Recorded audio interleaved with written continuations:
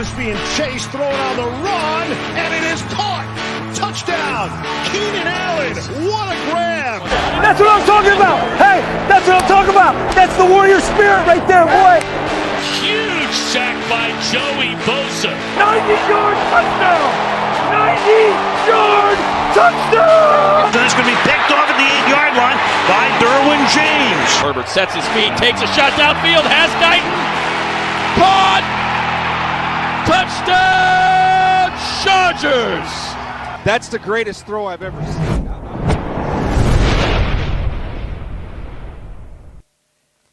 Yes, hello and welcome, Bolt fam, to the Thunder Down Under Chargers podcast and part 2 of TDU's 2023 draft breakdowns. Andy, your host, joined by Jack and Alistair. Boys, it was really good fun getting back in the studio the other night. Looking forward to getting stuck into the defensive position groups and how we think the Chargers will approach this side of the ball in the upcoming draft. How are you both doing? Good, mate. Good. Thank you. Too much of a good thing. I love it. Fantastic, man. Two shows in 3 days. Let's get it. Yeah, how good. Guys, listeners out there, if you haven't seen our show on the offense, be sure to check it out. The way that we're breaking down these prospects is a little bit different. It's through 5 different kind of markers. Those being the TDU tick. Player would be happy with the Chargers drafting. Doesn't necessarily have to be at pick 21, open to our interpretation. The TDU question mark. Player that you have concerns about or doubts about the Chargers drafting, might be a poor scheme fit or you think there's too much bust potential. I love you, man. A player you've fallen in love with throughout the scouting process. You might want the Chargers to draft this guy or just track how his career goes. The Chargers' favourite, we did start this out as Telesco's favourite, but we're opening it up to a player who Telesco or Staley might have high in their sights, as it is Staley's defence. And the TDU sleeper, the diamond in the rough or later round option that has caught your eye. Now, guys, as always, thanks so much for tuning in and joining our discussion. Please take the time to give the show a like if you're enjoying what we're doing and subscribe to the channel as we embark on season 2023. All right, first cab off the rank is the defensive line. We're going to look at both the edge and the interior defensive prospects as a whole. So currently on the roster, we have Sebastian Joseph Day, Austin Johnson returning from injury, Tito Abonia as well on the injury card at the moment, but getting better. Morgan Fox resigning, Christopher Hinton and David Moa, the depth pieces. The edge, Joey Bosa, Khalil Mack, Chris Rumpf, Ty Shelby and Carlo Kemp at the current point in time. We saw a lot of excitement and then a lot of sort of concern with Joey Bosa missing big chunks of the year. We had great output late in the year from Kyle Van Noy, who we expect to no longer be with the team as free agency rolls on. Jack, what really sort of caught your eye with this group throughout the season, and how do you think Telesco and Staley are going to approach the defensive line in the draft? Rightio, like with what I did with the offense, I've got a couple of categories and things that I was thinking about when drafting edge and defensive line players. The teaching rubric, yes. Yeah, my little rubric. And also I'm an English teacher, which means I do like to rhyme. Yeah. So the first one, stop the run or your shark chum. Okay, so with our run defense still not being particularly amazing over the last couple of years, it's been a bugbear of not only fans, but I'm sure inside the organisation it's been highly, highly annoying. So I was looking at players that can fill gaps, set the edge, and let the second level players be able to play with their speed and power. The next sort of little category I've got that maybe Staley and Telesco will be looking at is citizen discipline. You know, I think personal stats are great, but I think we look for team-first players who don't sell out for the pass rush at the detriment of playing as a team. Joey Bosa, that can happen at times. Staley should be looking for his guy, both play style and personality. I'm thinking someone like a Khalil Mack to lead the defensive unit at the point of attack in years to come, because we could be looking at a team without Mack and Bosa in 2024. The next criteria is called elegant edge development. You know, we've got to be happy with one or these two players being starters in 2024, if not playing bulk snaps in 2023. One of both, as I mentioned before, one of both Bosa and Mack will not be there, perhaps due to salary cap issues. Is this draft pick a quick developer? Can they learn from two of the best in the business? And how adaptable is this player being used in specific sets? And my last little criteria here, generally more for the interior defensive line, is agile interior combustion disruption. Come on, baby. Can we generate... Say that 5 disruption? times quickly. Far out. Can we generate more disruption in the middle of the defensive line? I think that's what I'm definitely looking for. Can we generate push up the middle to force the opposition RBs into the arms of our waiting edge defenders and linebackers? You know, can the players at DT combined together, can we get 3 or 4 players that can generate some of the production that Donald did for Staley's scheme? So does anyone have any comments on that before we jump into the first TDU tick? Sound all right? I think you make a really good point. The edge position is financially tied up similarly, or almost exactly the same to how the wide receiver position is tied up. So you are planning on, you do need a depth piece at the moment, but you need to look to the future for a starting role. So yeah, really worthwhile that you pointed that out. Yeah, and that's a great segue because my TDU tick, this is, I had so many. I'm a defensive line. I love it. But my first one, maybe a little bit out of left field. I don't know. I'll leave it to you to decide whether it's out of left field. But my TDU tick, starting at the edge, I also absolutely love Nolan Smith out of Georgia. Yes. I absolutely love him. Correct. I think he's a 2-year starter. He played what they call the jack linebacker position in Kirby Smart's 3-3-5 base scheme. You know, he never reached 4 sacks in any of his 4 seasons, but he did an interview with Bucky Brooks, and he's been interviewed. I've heard him a couple of times. The way that he describes why he didn't get sacks is because I'm versatile. I was asked to drop back in coverage. I was playing up and down the line. I was doing what my team needed to do to win. And that's what I love to hear. The guy's an athletic freak, right, as well. His 40 time is in the 99th percentile. He's faster than some cornerbacks. His vertical jump was in the 99th percentile. His 10-yard split was in the 95th. His broad jump is above the 95th. His wingspan is huge. His height, weight, and hand and arm are all kind of middling or low. But this guy is, I think he's a great scheme fit in a 3-4 as an outside linebacker, and he plays team-first defense. I love him. And I think, hopefully, because he's got this attitude of openness and wanting to learn, he'll learn from Bosa and Mack in this next 14 months.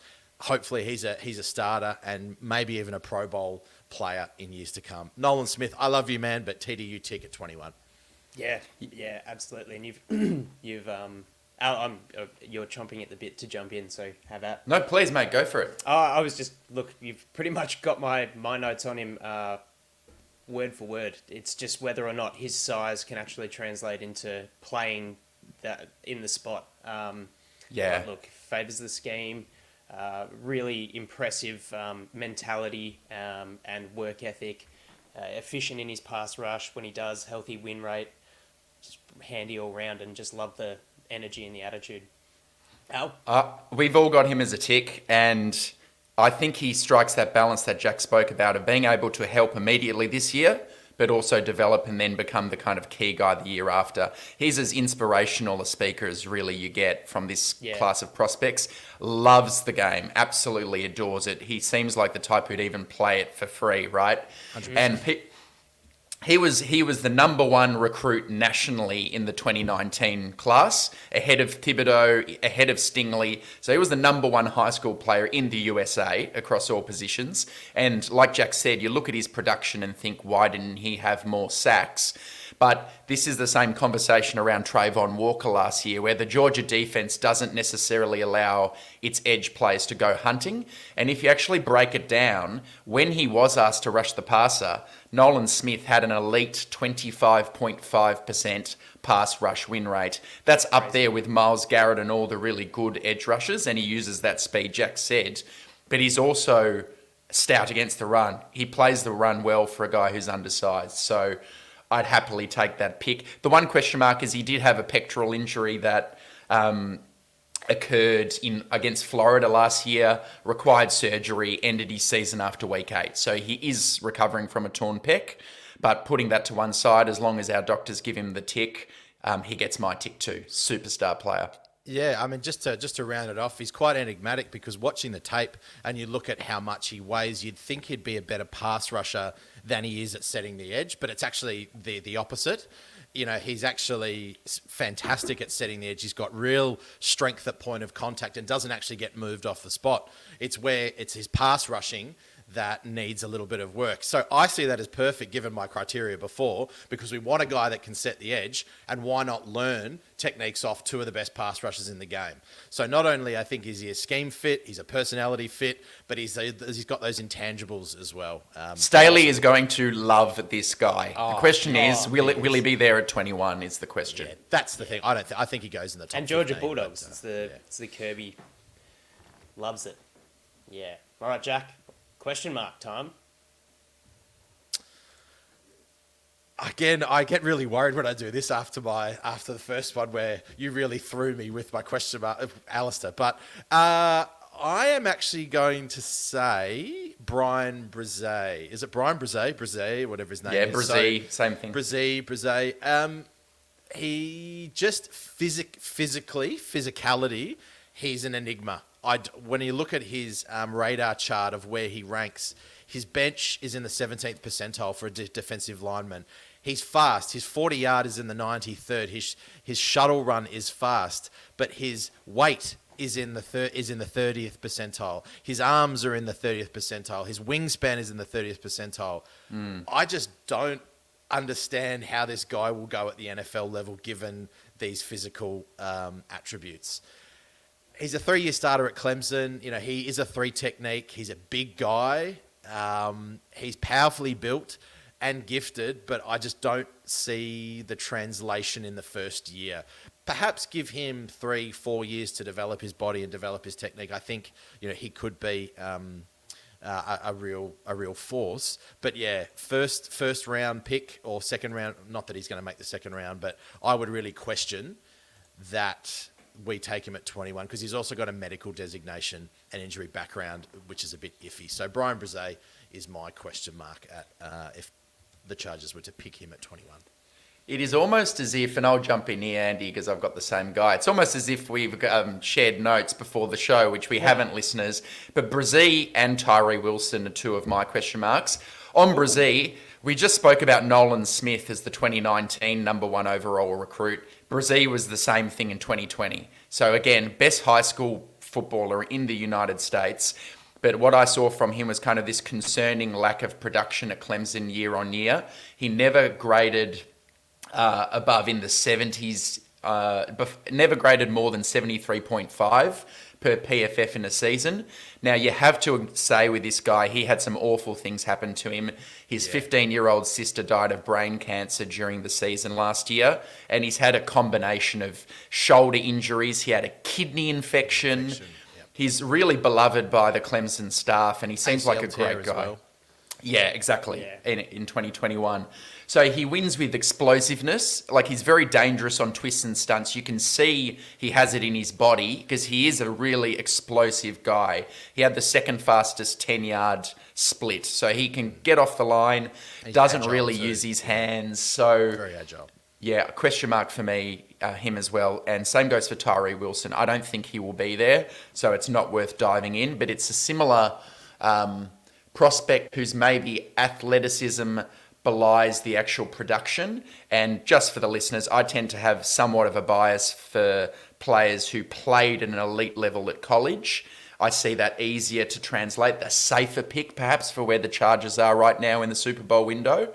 Guys like Brzee and Tyree Wilson, I think they're a work in progress. They may have it in their body, but they're not the right fit, in my opinion, for the Chargers right now. Yeah, cool. My TDU question mark, a little bit different in the second round, is taking Tui Pelotu.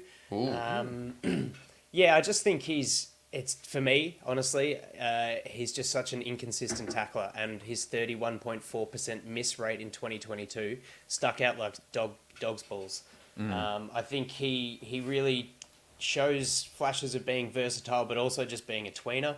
And I think there's potential desperation that could strike the Chargers in the second round to want to take this guy when I think it's just too much boom, too much bust over boom, in my opinion.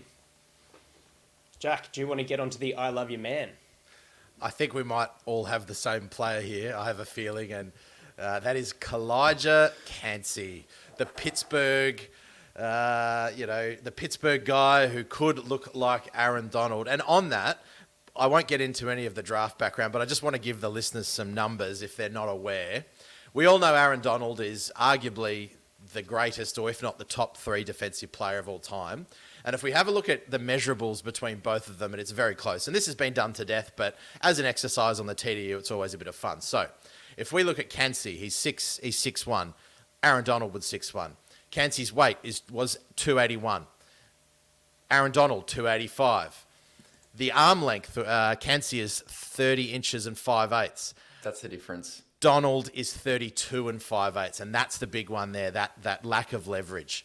The hand is also also slightly different, but if you look at the 40-yard dash, Donald was 4.68, Cansey was 4.67. The 10-yard split was 1.63 for Cansey, and 1.64. Sorry, 1.64 for Cansey, 1.63 for Donald. Vertical Crazy. jump is pretty much the same. The broad jump, pretty much the same. The measurables are all similar. So the reason why I love him is because I think he's going to be really fun to watch as his development. I don't think he's at Donald's level as a pro prospect, but the parallels are encouraging, and I think he's going to be a really fun starting 3 technique. I love him. I think he's a great guy. Any chance you can get to replicate Aaron Donald is a bit of fun, but maybe that pressure is going to be far too much on him. And same college, of course, right? So it's just so obvious. But it's that strength profile, I think, like you said, maybe don't expect the same huge achievements. How could you, right? But I tell you what, I see Kalijah Cansey doing the cross-chop move, just like Donald did. And you think defensive tackles aren't meant to do that. No. His pass rush game is really well developed, and that first step quickness is the most fun watch in this class. I had him actually in the TDU tick category earlier. Yeah, so did I. Would we feel comfortable with him at pick 21 for the Chargers? Do you think that's a present need, that explosive 3-tech in our scheme? It would be really fun. It'd be really, really fun. It's a luxury pick, though. I feel it's a luxury pick. Kalijah Cansey's a guy I had in TDU tick.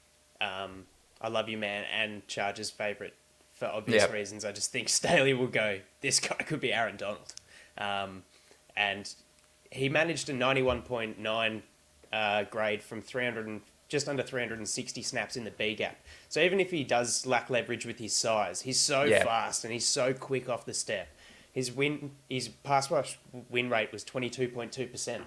So there's just so much potential. Even if he starts off as a designated pass rusher, he can learn his run defense craft from the likes of Bosa and Mack. I just see there being so much value. Yeah, I'd totally be happy. I don't think he'll fall to 121. I think another team will take a flyer on him. You can see how scared offensive linemen are immediately off the snap. They're already on the back foot. It's so good. Oh, and the thing is, when you put Kalijah Cansey, on a graph between their 40 time versus their weight, he sits right in the middle of the top sort of 12 defensive line prospects. You've got Byron Young, who's quite slight at 250, and he's running close to a 4.4. And then at the other end, you've got Jalen Carter, who's running close to a 5-second 40, but he's weighing in at about 315. Between all these groups of players on this chart, Kalijah Cansey sits right in the middle with quite a bit of separation between them. So what that tells me is that either he can get faster or he can get heavier. And he's not going to lose out on one of them. So if he gets faster, he's probably not going to lose too much weight. But if he puts on weight, I don't think he's going to lose a lot of speed. And well said. When I look at that, I think that's where the benefit is going to be in taking this guy. Will he be a day one starter that's going to disrupt? I don't think so. But give him 2 years in a pro system with a pro weight program and technicians and teachers and coaches, I think he's going to be very disruptive, whichever way he Although goes. I do think immediately he could bring some impact on third down sub-package situations. Yeah, in sub-packages, I wouldn't draft him if I didn't think he could help at all in year one. Yeah. Do you want to jump to your I love you men or man, Andy, before I share mine? Yeah, well, I guess Collage. Or is it Cansey? Cansey's number one, but I do have like a bit of a shout out. I think he'll go in the first as well. Is Lucas Van Ness from Iowa? He's a mountain man, 6'5", 272, 34-inch arms. He's a big reason why the Hawkeyes defense was so dominant this year. His power in his pass rush ability, 46 pressures and 9 sacks. Bit of an unrefined repertoire, but look, he's well-rounded as well. Posted an 80.9 grade in against the run. So interested to see who picks him up, where he lands, and how he moves into the pros. That's weird because I actually had him. I was tossing and turning between him and Brzee in my question mark. Okay. Yeah, right. Yeah, I don't know. There's something about Van Ness that is, when I look at him, I go, white pass rusher, is he a worker? And I immediately go, Aiden Hutchinson. Is he Aiden Hutchinson? I think Hutchinson was a far better prospect, had far more technique. And experience. Van Ness is more your raw, pure athlete.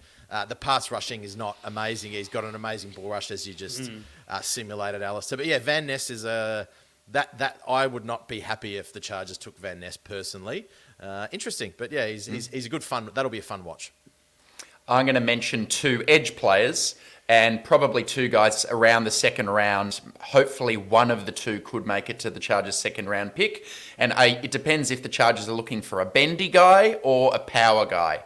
If they're looking for a bendy guy, I really love BJ Ojulari from LSU, the younger brother of Aziz. Still a young buck, 21 years old, has long 34.25-inch arms. He managed to have 21 sacks for LSU and very consistent PFF grading. Pretty good against the run in his own way, but he does need to work on that strength profile and spend time in the weight room. So that is not his skill set. He's probably a more advanced Chris Rumph. You can see he probably has the best pass rush moves of the entire class. He's got a club rip. He does that Von Miller ghost move where you fake inside and then dip underneath the outside shoulder. And I've even seen a spin move. So he's a guy I would be interested in the second round. He's voted a team captain in 2022. The area scouts rave about the way he was raised, and he's got NFL pedigree with his brother. If they're looking for a more power rusher, Felix Anadike Uzoma from Kansas State is the guy I like. I've got a feeling Kansas City is going to be all over this guy because he went to high school in Kansas City. He's met with them multiple times, Big 12, but he's a bit more solid. So he's 6'3", 255 pounds. He plays more with power, kind of at that 5 technique spot on the outside shoulder of the tackle. Good more on your inside move and stunts, but he's also got long enough arms to use a push and pull move. So I think he's a bit more like your Joey Bosa relentless motor type of player who's just an animalistic kind of player. You need to be aware that he's got quite an annoying sack dance that he does every time he gets a sack, and he's had 21 of them in the last 2 years. He kind of does this thing like that for the people on YouTube, which I got sick of after about 30 seconds.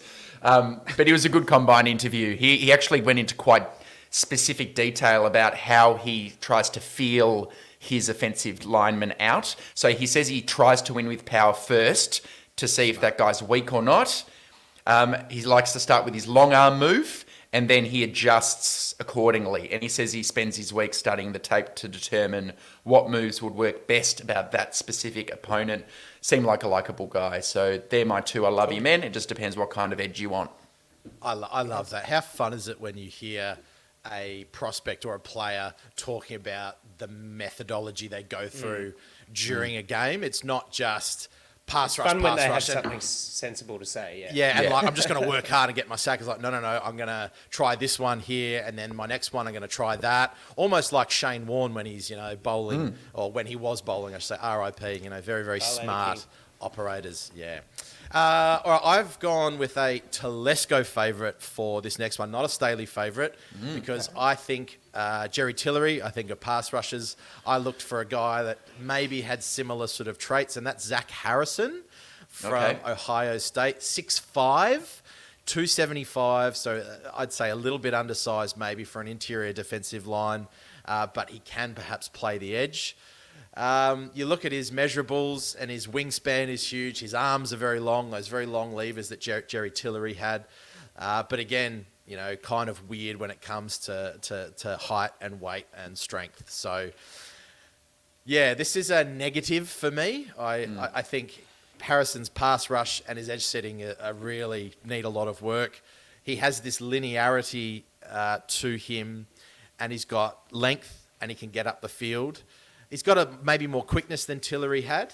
But yeah, I would stay well away personally from him in our current scheme. So it's a negative for this one. Not a favourite of mine. Well, Telesco favourites usually are, right? That's kind of how I interpret it in the end of the day, actually. I was like, Telesco favourites, and I looked It's going to be a bad pick, yeah. The negative ones, which is quite... You correlate it with the TDU question mark. What is going to piss me off? Correct. Oh, fair play. Well, we've discussed my three guys that I had slotted in. So I had Tuli Pelotu as a Telesco favourite, actually. And because I see, for the reasons Jack gave.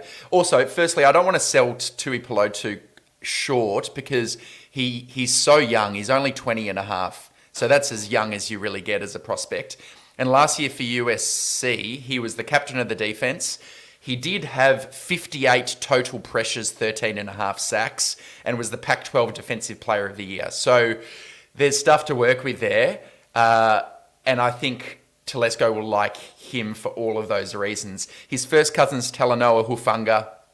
His older brother Marlon plays for the Eagles, and the three of them were all on the USC defense in 2020. So, Uchenna was a USC edge rusher. There's that connection. Young, we can give him a year to develop behind Mac and Boza. He's a high character guy. I can just see that being the pick in the second round, or the third if he's there. So I think he's going to be a Telesco more so than a Staley favourite. Cool. Yeah. Look, don't get me wrong. Tui Pelotu has size. I just don't think he ever really plays up to it. Yeah, Tongan as well, Jack. You love the Islander backgrounds. Oh, don't get me started because that's a great intro to my TDU sleepers. All right, now we're getting into the big men. This is what I like, the big boys. So my first TDU sleeper, I've been on him for a long time. Actually, both these guys for a while. They've been in my mock drafts in the 3rd, 4th, and 5th rounds, but my first one is Siaki Apu Ika. Just knew that was coming. Just knew it. Middle name is really key here. Apu is a good one. 2-year starter at Baylor, lined up at nose tackle in Aranda's hybrid 3-3-5. So he's got experience with a hybrid style defensive scheme. He played multiple techniques, 1, 2 inside, and 3. Won the national championship at LSU as a freshman. Aranda moved to Baylor, and so Siaki followed him, earned all Big 12 honours each of his last 2 seasons. To be honest, when I read his draft profile, I think of myself. So he's light-footed, short area explosiveness, fantastic hand usage. He is a nimble, disruptive big man with stout, powerful traits. I love him. He's toolsy. He can do all sorts of things. He's a big boy at 335 pounds at about 6'2". I think he's got quite a high floor. And I think he's a really good early down nose tackle. I love him. My other guy is Gervin Dexter from Florida. 3'10". I really like him. I think he might be available to us in the later rounds as well. He's a 3-technique defensive tackle. He was in a Sean Spencer's 4-man front, so that scheme is not necessarily aligning with what Staley does. He did give up on football, funnily enough, to focus on basketball. Shades of Trey Pipkins. We love players, or Telesco loves players that have agile footwork. But Gervin Dexter's my other sleeper. 2 big men to round out my defensive line. Cool. I deliberated a lot on a TDU sleeper, but I landed on Dylan Horton from the TCU Horned Frogs. Oh. 6'4", 257 projected into the 6th round. But look, decent length, 80-inch wingspan. He led the Big 12 in sacks with 10 and had 14.5 tackles for loss after leading his team in sacks in 2021 with just 4. So he really showed a lot of improvement in 2022. Split his reps at 4i, 5 and 3 tech in Joe Gillespie's 3-3-5. And that helped the Frogs to a 13-2 season last year. Big year, yeah. Shined, of course, against Michigan in the college football playoffs. I do remember. I actually watched that game and had 4 sacks. Very impressive. Look, I think the knocks on this guy are relative to him honing his craft, diversifying his arsenal and executing. But I think they're all things, if you're taking a guy in the 6th round, they're things that he can sort of excel at under the tutelage of the current stocks. His scheme versatile, position versatile, and he's steady with his run defending skills. So wouldn't be a bad one in my eyes. Never heard of him, Andy. So you've gone Bruce McAvaney on me. Love it. 2 quick ones. That'll hit home. For the US listeners. One defensive tackle type, Keandre Coburn for the Texas Longhorns. Yeah. Like him a lot. He's 6'2", 332 pounds. Played high school football in Houston with Ed Oliver from the Buffalo Bills, who he looks up to like a big brother role model. He was a 4-star recruit out of high school, born in LA, and he was just a kind of picture of consistency for the Longhorns. He started 45 games in 4 seasons, so he's durable. And he finally broke out and showed some pass rush ability this year, where he had 4 sacks and 31 total pressures. And in the previous years, he'd done none of that stuff. So I feel like he's a guy who's growing into his body. He's building. He's got an impressive get-off for a defensive tackle. I see some inconsistent effort there, so I do think he's probably a 2-down lineman at the next level. But in a 3-4 scheme, you need to have someone who's capable of playing the 0 technique or the 1. And with Tito's injuries, if this guy's there on day 3, Keandre Coburn is a name to watch. And then very quickly on the edge, there's a Louisville undersized pass rusher called Yaya Diaby. And he's older, he's 24, but he's just shown enough with the second fastest 10-yard split at the combine and this kind of freakish quickness off the snap that he might be worth having a go with. He could be very effective on twists and games. Kind of think of a guy who needs to add weight because he's only 263 pounds, a bit like a Chris Rumph-esque developmental player, but with perhaps better overall traits. So Yaya Diaby from Louisville to close out the defensive lineman. Nice one. Cool. Yeah, some good names in there. I do expect the Chargers to go after that position at some point, just to look towards the future. All right. Andy, can I ask one quick question before we move on to the linebackers? Because a name that fans are linking to the Chargers and we didn't discuss is Miles Murphy, the Clemson edge. Does anyone have an opinion on Miles Murphy or thinks that he could fit the bill? Look, he's a freak of an athlete, isn't he? If he can put those physical traits together into a pass rush ability, then he'd have a destructive professional career. But I don't know. For me, it's an interesting one because it's traits over production. Yeah. 96 total pressures and 20 sacks in his career with 3 Clemson, years, yeah. But he never really seemed to get better after his first year. And who's coaching defensive line at Clemson? It's the same for Brazili. It's the same for KJ Henry. These guys just didn't develop. And he was another 5-star recruit in high school. So where's the year-on-year improvement? I don't know. He's clearly got the ability, but when your production diminishes, was he playing injured or is it just, I don't know, his lack of pass rush planning, poor leverage that gets him sort of found out once they get a bit of tape on him? I look at 6'4", 268, and I looked at him. I did have a look. Still at him. Still 21. He's young, but I mean, he played in a four-man front. I'm pretty sure he did at Clemson. Yeah. So like base end, he projects as an end in a four-man front. So I didn't put him in purely because of scheme fit. So Yeah, I think I had him closer. He was actually sort of a wishy-washy question mark for me. Yeah. That's. I've got him as a TDU tick, to be honest. If in a trade down scenario, I'd have a soft tick for him around pick 27, 28, because I do think he'd be good against the run because he's big and strong. He really can win with power against NFL quality offensive tackles, I think. So soft tick, but some Chargers fans say, Miles Murphy's our guy at 21. So I just wanted to address that before we moved on. Yeah, not my cool. not my kettle of fish personally, but that's all right. Yeah, Jack, I'm surprised you didn't bring up Ada Tamimwa, Ada Bawore. I was expecting a similar kind of guttural entrance. No, from his. Siaki Apu Ike is my guy. Is your More boy. fun to say. That's Yeah. fair. That's fair. Yeah, especially that you found out his middle name. Just went that extra bit. All right, on to the linebackers. We're still kind of licking our wounds with Tranquil departing over to the Queefs, but we'll move forward. Eric Kendricks comes in, Kenneth Murray, Damon Lloyd, Tyreek Maddox-Williams, Nick Neiman, and Amen Ogbongamiga are the stocks that the Chargers currently possess. We get a little bit of sort of leadership and depth with Eric Kendricks coming in, a bit more run defense security.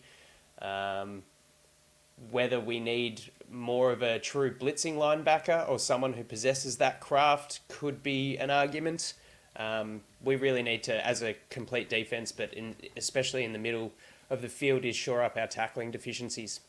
So I think, for me personally, blitzing and tackling are crucial keys in selecting a linebacker. Al, what do you think, mate? I think the Chargers are going to have to draft a linebacker. What happens if Eric Kendricks gets injured for the year in week 1? We're screwed. Absolutely screwed. So they've forced themselves. I guess it's not the worst position to be in this kind of spot for, but I think they're going to have to address linebacker. Hopefully not early, but I don't think it can be later than round 4 because they might be required to play. So they have to be more than just completely developmental. I find linebacker the most difficult, frustrating position in the NFL and in college to think about at the moment. Out of the college game, you're getting all of these super athletes who are, 230 pounds, who don't really do any linebacker stuff. They don't diagnose, they don't play the run, they don't have sound gap technique. They're kind of almost used as these edge rushers who just kind of look and react. They're read and react linebackers who don't play with much anticipation. And then lo and behold, so many busts taken in the first round at linebacker over the last few years. It just takes them a long time to learn the NFL game with all of the stress that offensive coordinators are putting on linebackers in the RPO game. It's just an incredibly hard position to play. And frankly, this looks like a pretty poor linebacker class. Having gone through the prospects, there's not a lot to really work through and not a lot to like. So let's dive into it, Andy, with a TDU tick. Anyone? Jack, you go. Yeah, I just to add on to that, Alistair, and I guess what we'd be looking for at if we were to draft one in the first or second or third rounds, let's look at the situation where it stands from a personnel and personality point of view. Is that I've sort of had my one little criteria for this was heliocentric Kendricks or refine with K9. So I have a feeling that Kendricks has been hired to really teach Kenneth Murray, to really take him under his wing. They seem to be really tight in the off-field. They seem to share a couple of interests. They kind of are similar in terms of their traits. So what I'd be looking for from a personality standpoint is someone that can play and not feel left out between Kendricks and K9. There's something weird that goes on with Kenneth Murray seeing so much of the field, whether it's Telesco or he's a Spanos love. I'll put him on to kind of justify why they moved up to grab him. So we've got to find a guy, traits aside, personality-wise, that is very happy to play and maybe perhaps be slightly on the outside. So my first TDU tick, I love him. Alistair, you might have it too. We've talked about him. Namesake is a big thing, but it's Jack Campbell out of Iowa. 6'4", 250 pounds, 2-year starter. He's a Mike linebacker in Parker's 4-3 base scheme. The head coach Kirk Ferentz did want him to move him to defensive end because he's got that size, but Jack Campbell pushed to stay linebacker, averaging 10 tackles in his 27 starts, and became the first Hawkeyes player to win the Butkus Award, which is the nation's top linebacker. So that, to me, shows a guy who's very confident who he is. When you hear him speak, he's a leader, and I think whilst he's inconsistent as a bit of a thumper, Alistair, you said he's got athleticism, he's got some intangibles, and I think he'll be a really good, I'm not saying elite or Pro Bowl, but I think he'll be a good starting NFL linebacker due to just some of his physical traits, but also some of those intangibles. So Jack Campbell's my TDU tick. I really like him.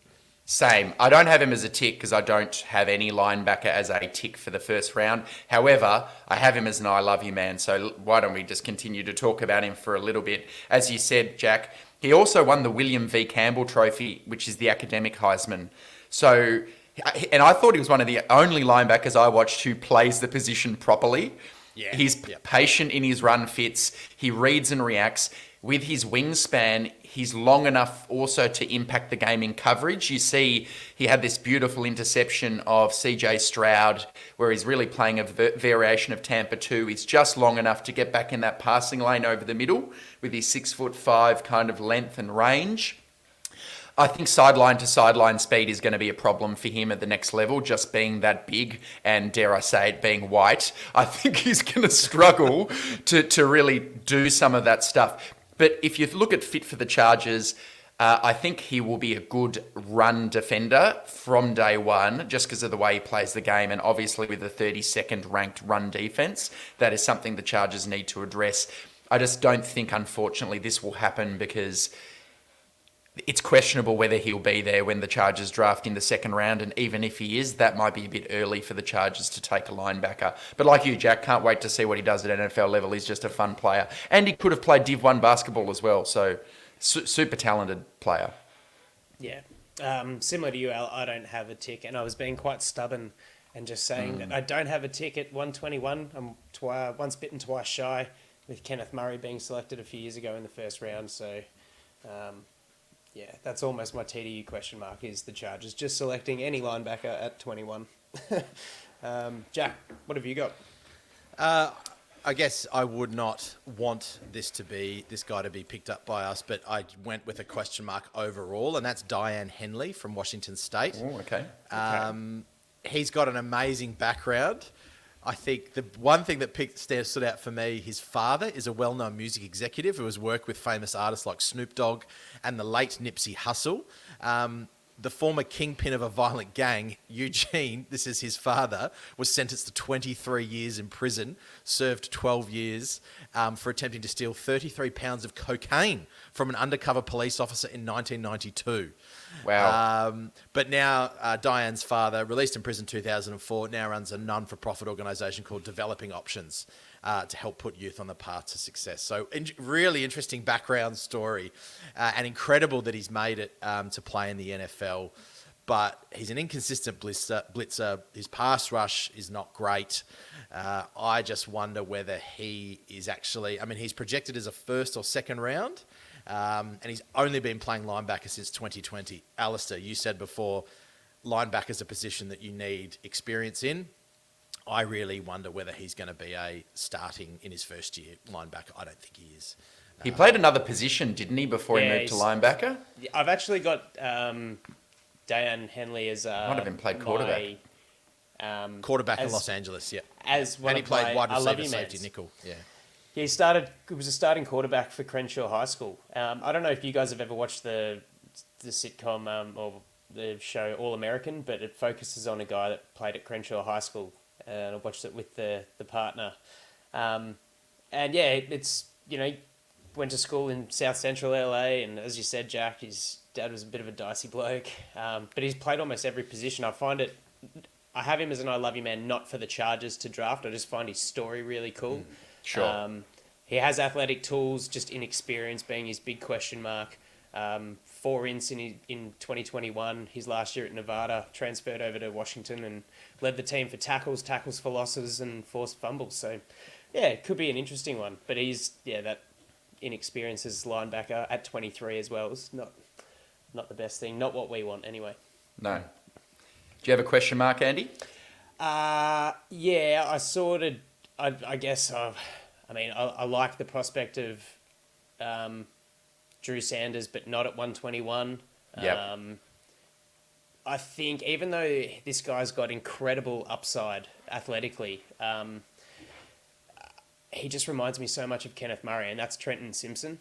I just see him being such a hothead. He lacks attributes like diagnostics, discipline. He takes the bait on play action, struggles in coverage. There's too much to develop, and he's truly a traits pick. So he's my question mark, maybe in the second round if he fell to it, or the third for that matter.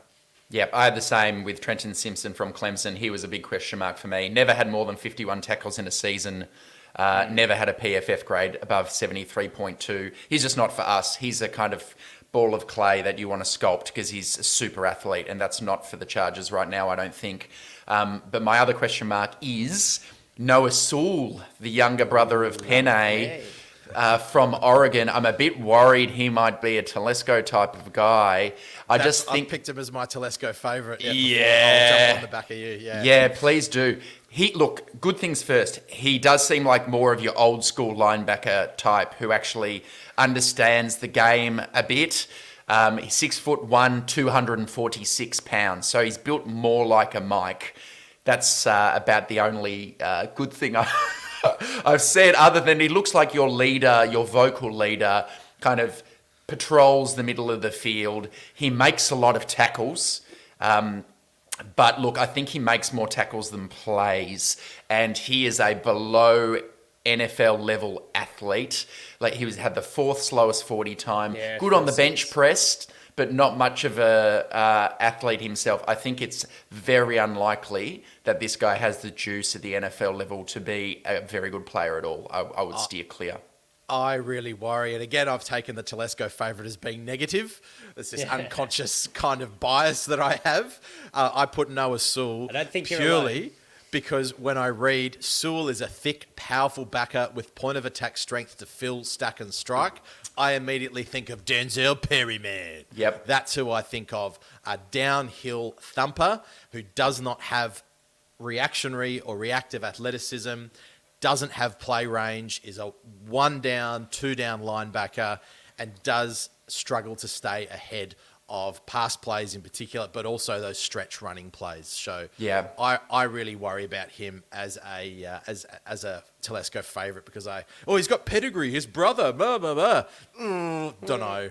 Really, really worried. Agree 100%. And I think he's a Perryman type without actually being as good a prospect as Perryman was. Yeah. So, yeah, anyway, moving on perhaps to an I love you, man. Have you shared yours already, Jack?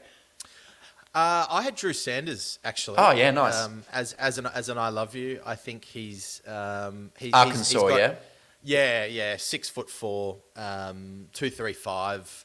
He's only a 1-year starter. He played Mike linebacker there in Barry Odom's 4-2-5 base scheme. He also saw snaps as an edge rusher, so I looked at that adaptability. He can sort of play there if you need to. He's long and lean. He's agile. I think he can sort of play anywhere in that front seven. Obviously not interior defensive line, but if you wanted to line him up as weak side or strong side or Mike, I think he could probably do it. So there's the argument of jack of all trades, master of none. But he is, I think, an ascending playmaker.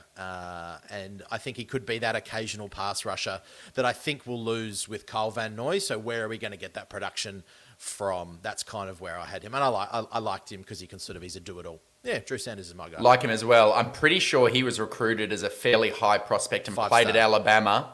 And he was meant to be an edge. And then good on him, he's gone across and actually had a big final year. So he will probably get drafted pretty high. So I agree, he's pretty variable. Do you want to go I love you, man, Andy? I've done mine. Mine was cool. Diane Henley. Yes. Mine is Ivan Pace Jr. from Cincinnati, just because he's super fun. He's almost like the little engine that could.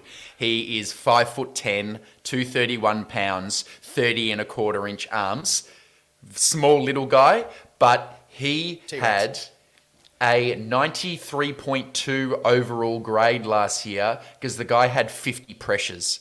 And to what you were saying, Andy, if you like a little guy who you just shoot through the gap, blitzing, that is this guy, and he loves the game. He had 9 sacks as a middle linebacker last year, an interception, 3 forced fumbles. Very fun player to watch. He was also the linebacker practice player of the week at the Senior Bowl. So he does all the right stuff. He led it in wrestling in high school, just loves it, just does not have any kind of NFL attributes in terms of his size and his weight, but he reminds me of like the Austin Eckler of defense in terms of pound for pound strength and electricity. So fun player to watch maybe rounds 4 or later. I like Ivan Pace Jr. from Cincinnati.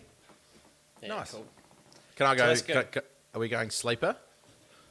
Or are we going? Oh, you've done your favourite, haven't you? Oh, I've done my favourite. Maybe Sorry, I'll just, I apologise. Yeah. a guy that I see as being, and I know that he's met with the team as well, is Ventrell Miller, Florida. He's like the oldest man. And this is a similar one. It's a negative kind of Telesco one. He oozes leadership, but that's about it. 24 years old. I shouldn't have said he's the oldest guy, but he just doesn't. He's a guy that just doesn't really do linebacker things. He lacks fluid athleticism, and the range required to play the position.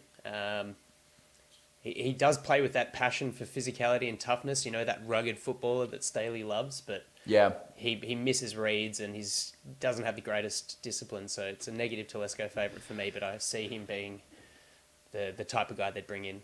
Yeah, and the Chargers have spent quite a bit of time with him. Yeah. You know, 5 seasons for Florida in the SEC. He's got some pedigree to him. I didn't mind his tape I looked through as much.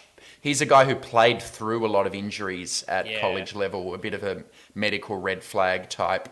The other guy the Chargers have met with quite a lot is Mohamoud Diabate from Utah, and they've met enough now that I think he's a real chance to go as a day 3 prospect to the Chargers. Family's from Mali. He speaks several languages. He's a devout Muslim, and faith is a central part of his daily life, praying multiple times a day. So a bit different from the typical NFL prospect. He was a big deal in high school. He came out as a 4-star recruit. He's 6'4", 222. So kind of a bit of a dual position player, a little bit on the edge. But I look at him and at 222 pounds, I really see a guy who's more like a safety than a linebacker. So I just couldn't stop watching his tape, just how small he is, decent pass rusher, but look like a guy who's really going to struggle at the NFL level, doing much more than playing special teams and being that type of a, third down will linebacker type. So there are a couple of guys I know the Chargers have spoken to. Just be aware of the names, Chargers fans, because they could be picks on day 3. Yeah. Cool. TDU sleeper. Sleeper? Yeah, I can go. I've gone with what the Chargers have done, Telesco Staley have done in the last 2 years, is finding absolute athletic animals in the 6th and the 7th. And I've gone Ben Van Sumeren from Michigan State. I'm not sure have you heard of him, Alistair? Heard the name, don't know anything more. So listen, he's played all sorts of positions. He was Player of the Year when he was in high school with 85 receptions and tackles. So he's played all over it. But when you look at his traits, I looked at and you just go, this guy's 6'2", and he's how much does he weigh? He's 231. But his 40-yard time is in the 97th percentile. His bench is in the 94th percentile. His vertical jump is in the 99th percentile. His broad jump is in the 99th percentile. His hand size is in 100th percentile. And his wingspan is in the 82nd. This guy is just an absolute athletic freak. I'm not seeing him as a starter. I'm not even really seeing him as playing any meaningful time on the defense, but he is a special teams demon, I have a feeling.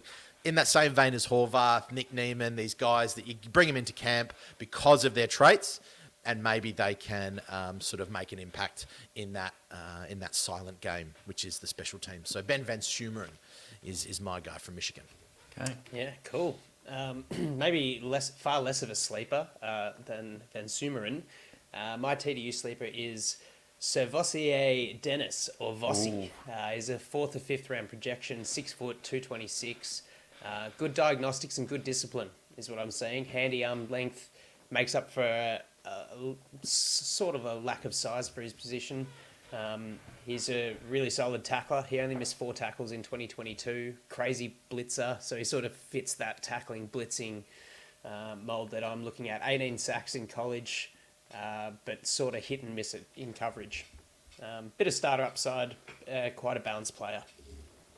Al? A name lots of Chargers fans are talking about, Dorian Williams out of Tulane. Not going to spend much time on him because other podcasts have covered him to death. Probably a 3rd round type, Dorian Williams. Just be aware, he's quite instinctive. Looks like he does a little bit of everything. Played at a lower level at Tulane, but a good all-round linebacking prospect, particularly in coverage.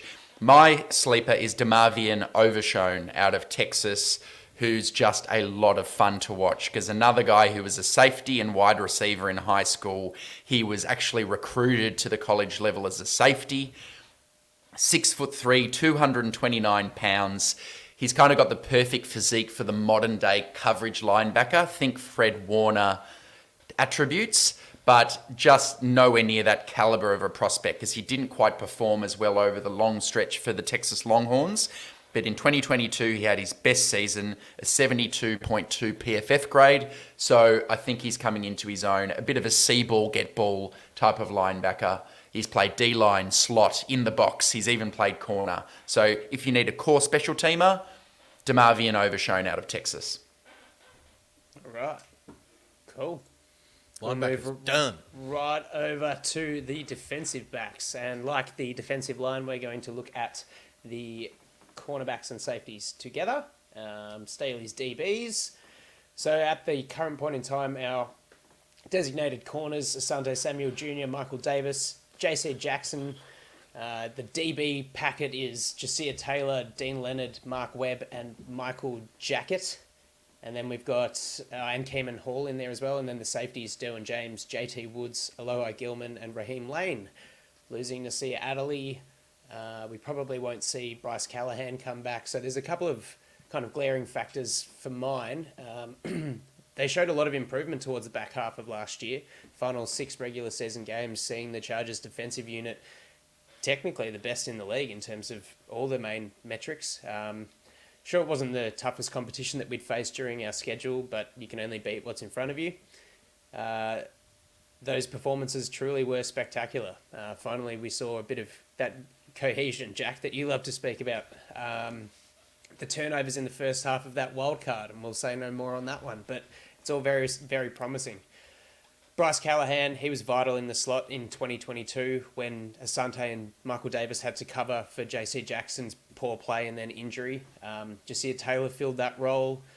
Whether he's progressed to a solid starter, that's really yet to be seen. And will JC Jackson return as a shadow even of what he was when he played for the Patriots? It'd be short-sighted not to address the position on the whim that he'll return to his best after such an injury. He is working hard in his rehab, which is awesome to see. He wants to be a superstar for the Chargers. Let's hope he gets there. I think for mine, this position group has a lot of the Derwin James, Rashawn Slater, where a star can fall to us at 121. Yeah. But look, I don't think maybe a Witherspoon or a Gonzalez, but there's going to be probably no shortage of possible stars for us. As far as the safety group goes, the class isn't as strong, but it is sort of deep. And Staley loves drafting his DBs. Jack, how do you expect the Chargers to approach this group in the draft? Few things. Ativan for Callahan. And if you don't know what Ativan is, it is a prescription drug sold. It's a lorazepam, and it's a benzodiazepine. It's used to treat anxiety disorders and trouble sleeping. So Ativan for Callahan. I need some.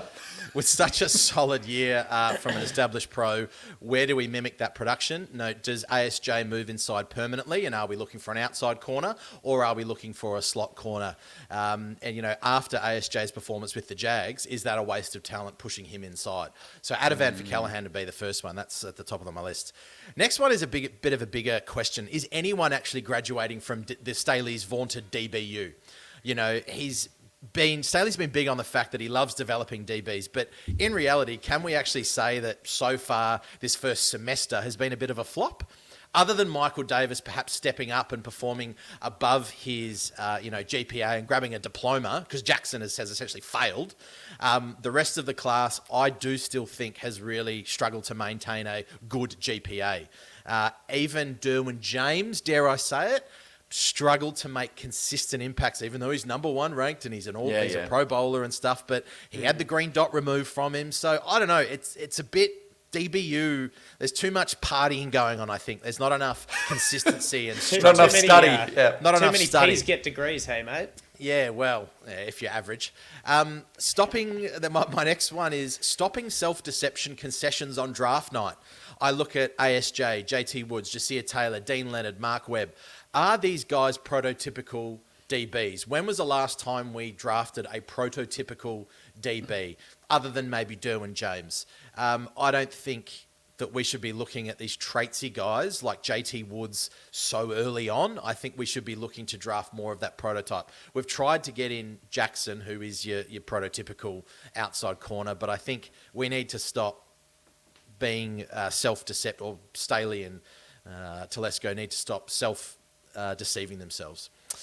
My next one, I got two more. Self-esteem is the scheme. What will Staley do with his defensive coverages last year? Because he showed throughout last year that he was willing to change it. Is it zone to man or man to zone? Pick the player that you think suits, but be prepared to change up what you're doing based on what the players are good at. And as we saw with the changes, that DB group actually started to make some inroads. My last one, bit of rhyming. Stop being knock-kneed, chicken feed, tumbleweed. Get some guaranteed air and foot speed. Always look for speed across the ground in later rounds. How do you come up with that shit? Oh, I don't know. It's just So good. A bit of fun. Anything to note? That's bath time with Jack. Anything to note on some of those? Preparing to be a girl dad with all the nursery rhymes. No, I mean, you've broken that down comprehensively. Slightly different things that need to be addressed at different spots. I mean, I expect JT Woods is going to get a fair crack at it this year and might need to carry the weight because, after spending a third round pick on safety and already having Derwin in the building and Alohi playing all right down the stretch, I just can't see safety being a super early pick, as in a traditional free safety deep field type. So I love the way you broke it down, mate. Who do you have as your TDU tick? I have got Deontay Banks as my TDU pick. I really like him. What really stood out to me after I read his draft profile and went to look at his tape, a cover and clobber corner. I love it. He's physical. He's got a competitive makeup to him. He's got smooth hips. He can shadow in man coverage. I think he's got the play style when he develops a little bit more technique to be solid. He's got the size, athleticism, and physicality of an NFL starter.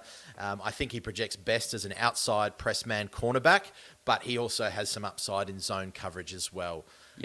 When you look at his physical traits, they're insane. I mean, his 40 is fast. His vertical leap is insane. His 10-yard split is in the 90th. His broad jump is in the 99th. And he's sort of average when it comes to wingspan, arm, hand, weight, and height. So he's got, I think, enough. He'll probably put on a few more pounds and get stronger, but he's not going to lose that speed because he is so athletic. So, I just think some of the top end CBs won't be there when we pick at 21, but Deontay Banks I really liked him. Yeah, soft tick for me as well, Jack. You said all the good stuff. I think he might be a guy who struggles in year one a little bit, but should have some time to sit and develop and learn with good coaching. Doesn't show much awareness of where the football is. A bit like Michael Davis earlier in his career. He struggles to get his head around to the ball and he's a little grabby, very few interceptions or PBUs, but everything else is there. He does have good zone match awareness. I think he'd suit the scheme and maybe work on some of those making plays on the ball.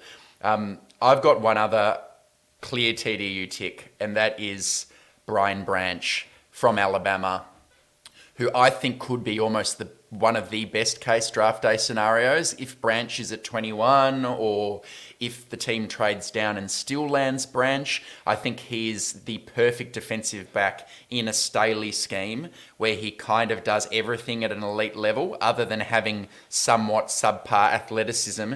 He played the star role in Nick Saban's defense at Alabama, so he played the same role that Minka Fitzpatrick did. He's 6 foot, 190 pounds. This guy missed 4 tackles in his entire college career. Yeah, ludicrous. Ludicrous. Dangerous blitzer. None in 2021. Insane. He only had 3 fewer tackles for loss than Will Anderson did in 2022.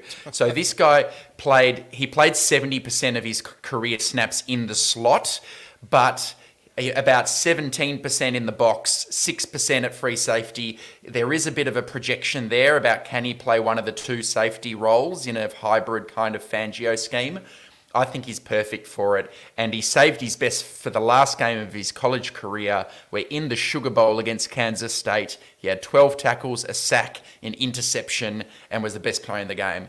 Almost a flawless prospect. Clear tick for me if Brian Branch is the pick on day 1 of the draft. Yeah, might lack kind of elite size speed.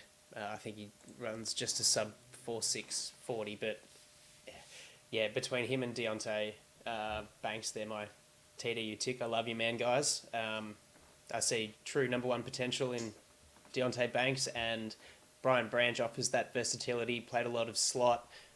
Is that hybrid sort of doesn't have to be left as a free safety, and that's probably a good thing because he might lack that speed across the open field, but his mental and physical reaction times, he almost knows what's coming his way. It's crazy. He just reads it, and they're both awesome to watch. So yeah, they're my 2 guys. Jack, I really don't think you don't necessarily need to with Derwin James re-signing. I don't think we need a pure free safety either. I think you're probably looking at, because Derwin James is so experienced, he's a strong safety that can cover in a single high coverage if he really needs to, because he's so good at reading the game. Yep. Again, are we trying to look for a guy that supports Derwin James to be the movable chess piece? Or are we looking for a guy that wants to play alongside Derwin James? Because I think those are 2 different ways of approaching the position. Do you find a guy that covers or does things that Derwin James does not do well? Or do you take the best available player at safety and go, you know what, we're going to change our coverage with our DBs to ensure that we have 2 playmakers in the middle of the field, whether it's the run or whether it's the pass? So I think that's an interesting investigation, and it will be fascinating to see who we take, because I see Gilman is probably not up to it, and I see JT Woods is more of your speedy guy that plays to support Derwin James, doesn't play alongside of him. So yeah, interesting kind of chess piece and strategy there. Question mark. I mainly looked at the guys that are projected to go high or to be in that first round, and then I looked at their physical traits. My biggest question mark is on Devon Witherspoon, because the guy just physically, I know that he actually plays really, really well because he's got immediate starter potential. Yeah, but the frame is just, I really wonder whether he'll be able to play 17 games, and will he be able to tackle as effectively, because you're playing against guys that are physically far, far bigger than him. When you look at his physical traits, they're all really, really low. They're in the bottom 50th percentile. So I think he will be a guaranteed first round selection, as I think he is the best natural cover because he plays with his mind, but I do wonder whether the physical traits project into the NFL. So I think he's a great player, but when I looked at the question marks, he was the biggest one that I had. Yep. Yeah, that's fair. I see. I found it hard to narrow it down to one, because I was starting to look for perfection essentially, and everyone I looked at had a trait that didn't sit well with me, that they lacked in. But a guy that's been mocked to the Chargers a fair bit, and he's sort of my Chargers favourite as well, is Keely Ringo. Really great speed. I'm curious as to the poor vertical. But look, he could end up being. I'm just not sure. I've just got my doubts about him. That's all. I could get into a few other guys like Hodges Tomlinson as well. I see issues with. Al, have you got a glaring one? Well, I'm thinking in terms of scheme fit. I kind of agree with you, Keely Ringo. These bigger 6'2", 6'3" press man corners. I know he's played more of that because it does suit Davis and JC Jackson. But if you look at the way Staley likes to play with that pattern match defense, I don't know if he wants too many of these big 6'2" hulking guys who just jam you at the line and don't have good ball awareness or be able to kind of transition into different coverages. And I think Joey Porter Jr. from Penn State fits that description as a guy who's going to be fantastic playing in a kind of man defense scheme, maybe not for the Chargers. And then another second round guy, Tyreek Stevenson out of Miami. I'll tell you why I don't think he will be a selection for the Chargers. He started his career in Georgia, and firstly, he was arrested and charged with disorderly conduct shortly after enrolling, after allegedly fighting with employees at an Athens bar. And then he had a lot of disagreements with head coach Kirby Smart, who wanted him to play safety or nickel, while Stevenson wanted to be a cornerback. So he said, screw you, Georgia, transferred to Miami. He's a Florida guy, and had a really good end to his career. So he's a lot of, second round, will he slide into the bottom of the first type? Not Brandon Staley when he picks up the phone to Kirby Smart and says, oh, what do you think of this Tyreek Stevenson bloke? So don't expect the matchup between the Chargers and Tyreek Stevenson, I suspect. Really good call. That's a really good call. Yep. Nice. Cool. Jack, you got a favourite? Or I love you, man, even. Yeah, I've got a couple. My first one is Julius Brents out of Kansas State. I quite like him. When you, again, look at his physical traits, he is quite incredible in terms of his height, his vertical. He's quite slow in the 40. I'm not saying we draft him in the first 3 rounds, but if he's there, I don't know. Could be there. The other one I had is in terms of a safety is Antonio Johnson, which is more of a, if I think about covering for Callahan was a very small slot corner. But what stuck out to me when I read PFF's analysis on him is it's this new age of slot cornerbacks in the NFL. He's 6'3", can shut down windows underneath, but he's also a bit of an animal in the run game. So again, if you're thinking about a person that plays alongside Derwin James, but maybe just a little more, and also have a little bit of physicality at the line, which slot cornerbacks sometimes don't. You also think about the tight ends in our division. Travis Kelce being one. How do we stop him? He's just another one that I thought that's maybe more of a sleeper, perhaps. But his play style is reminiscent of Jamal Adams, and when you can get someone like that on your team, I love it. Bit of physicality. So those are my two. Nice. I went through my I love you mans with Banks and Branch. Al, you got any other ones? You know I do, mate. I've got 2 I love. First, I won't speak about as much because the second I really want to hammer home. So if we're looking for a safety/slot, I really like Jatavius Martin from Illinois. His middle name's Quan, so they refer to him as Quan Martin. He was a 5-year starter for the Fighting Illinois. Lovie Smith was his coach there who recruited him. He had a fantastic 2022, 91 run defense grade per PFF. He tested as well as any of the safeties, and I went through and watched a 30-minute video that basically showed every play he's made across the 5 years of his career, and he just does everything really well. He's a heady footballer, slightly undersized to cover tight ends because he's 5'11", 194, but if you want to sleep a bit better at night with Bryce Callahan out of the building, I think he could play that role. My absolute favourite, and he might be one of my favourite players I've ever watched coming out of college, Emmanuel Forbes from Mississippi State. Total outlier because the guy weighs 166 pounds, which is 75 kilograms in the metric scale. He would be a first percentile weight as cornerback, so people are writing the guy off. What does he do that's special? Only he's managed to have 6 career pick sixes, which is the most by any cornerback in the history of college football. He had 14 interceptions, 5 more than the next closest Power 5 cornerback, and he had 17 pass breakups in his career. He also allowed 14 touchdowns. So if you watch this guy, and he started his career playing basketball, he was a 4-star recruit, he has the speed to play at the next level because he ran a 4.35 second 40, so he's the fourth quickest.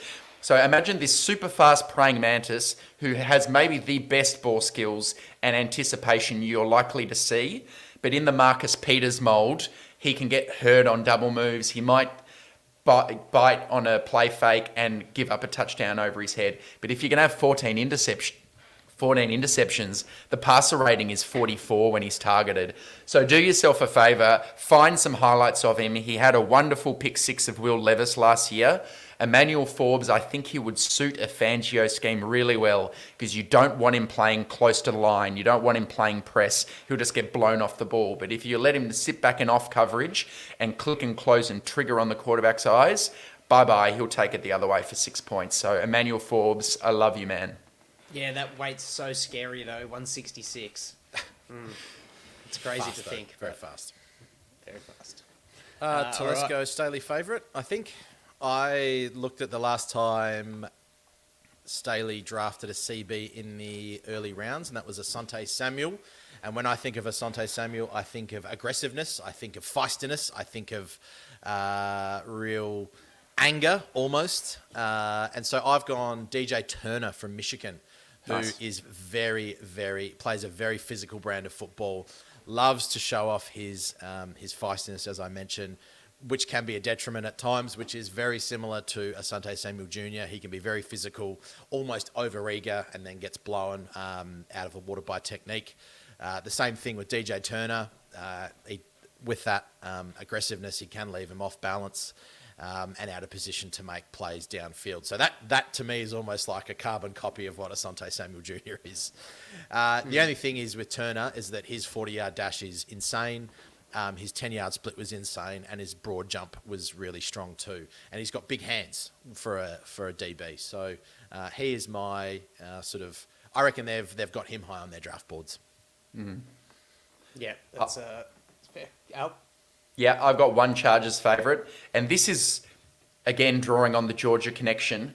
But if Staley immediately regrets having taken JT Woods and selecting a high traits guy with less kind of instincts for the position, they could go to Chris Smith from Georgia, who within that building was one of the leaders and one of their favourite players, and he's won 2 national championships, multiple team captain, teammates call him Soldier, but he also had some of the worst athletic testing amongst all of the safeties. His relative athletic score is 1.28 out of 10. Oh. He ran a 4.62 40, so you think this guy actually doesn't move very well at all, but he played over 1,200 snaps at free safety. He had 3 interceptions in each of the last 2 years when Georgia won the title. And if you just watch him, he makes some really nice plays for the Bulldogs, never graded below 74. So if they're thinking, we just need a free safety who can play free safety, forget about the traits.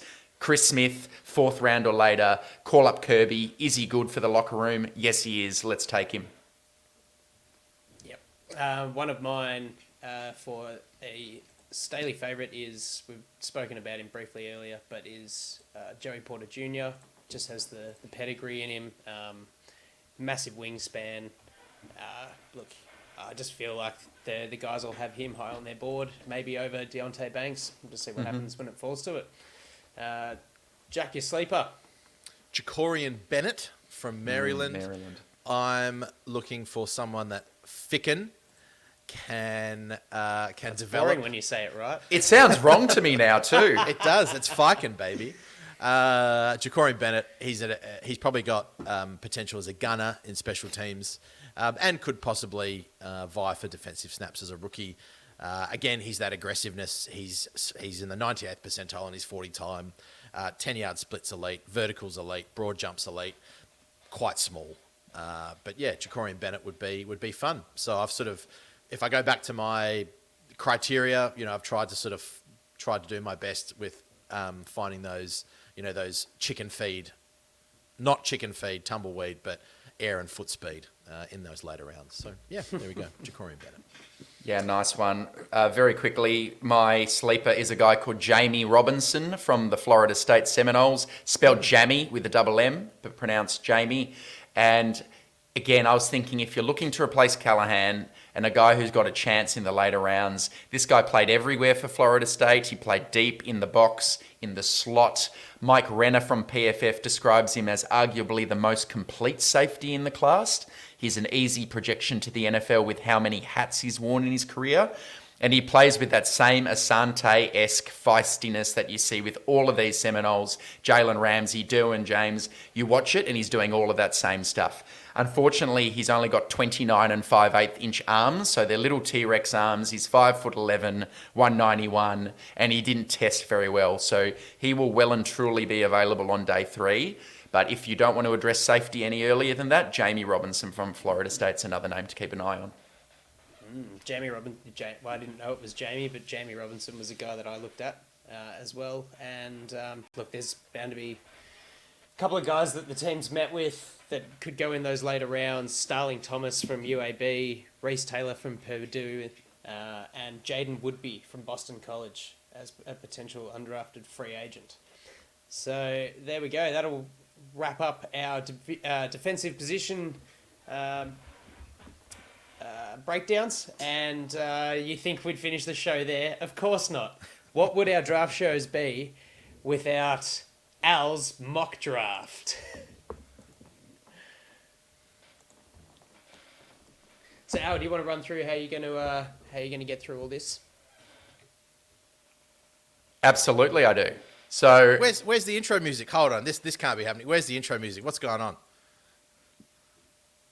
Let's go. Intro music. This is Al's mock draft. Football is football, fucker. Gimme. Alistair is football. I like stats. We are football. This pass rusher is awesome. Could be the next Patrick Mahomes. Telesco is dumb. He's lean. He's got arms. He's got legs. All quarterbacks, baby. Gimme. Jeremiah or Al? You decide, fucker. Yeah, that is absolutely ludicrous. That was good. Welcome to Al's mock draft, the second, what's going to become a perennial event.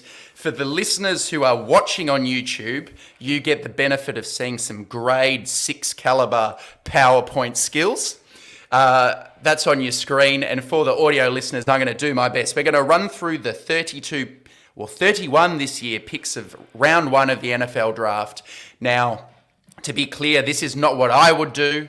This is what I think is going to happen, and I'm going to invite the boys to come along for the ride and make some comments. Last year I got 4 correct out of 32, so I'm aiming for 5 this year, just to be clear. So, with pick 1 overall of the NFL draft for 2023, the Carolina Panthers select Bryce Young, quarterback out of Alabama. I know the betting market is roughly split between him or CJ Stroud from Ohio State.